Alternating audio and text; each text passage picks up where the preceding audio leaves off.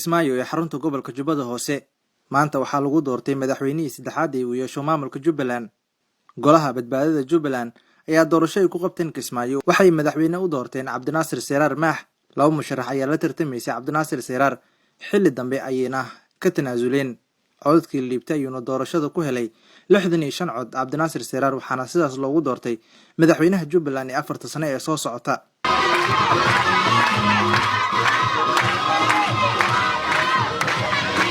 kadib doorashadiisa magaalada waxaa ka dhacay banaanbaxyo lagu taageerayo madaxweynaha cusub ee Jubbaland Cabdinaasir Seraar iyadoona ciidamada taageersan ay rasaas dabaaldega ay ka ruridayeen qayb ka mid ah xaafadaha kala duwan ee magaalada Kismaayo.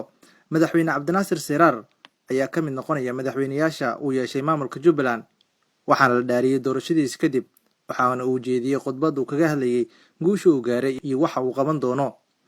waan idin mahadcelinayaa inaad maanta aniga xil weyn oo runtii aad iyo aad u culus adduunka aakhirada aad dusha ka saarteen waxaan idin leeyahay soo dhawaada Ilaahay subxaanahu wa ta'aala waxaan weydiisanayaa inuu nagu asturo wa ammaanaduna waa shay weyn Allah subxaanahu wa ta'aala quraankiisu inoogu sheegay qaala ta'aala inna 'ardana al-amaanata 'ala as-samaawaati wal-ardi wal-jibaal فأبين أن يحملنها وأشفقن منها وحملها الإنسان إنه كان ظلوما جهولا مسؤولية داوين الليق مضي إلهي سبحانه وتعالى هاي وحفظيه إذن نوحا نكرر جين دونا انتينا هالك جوكتين فراها بضان يكوى كلينا الداوانية يكوى كلينا مغلد دونا إنا يورش قيسان ويقرب استاكتان ويقول نغطان ضد ناسحة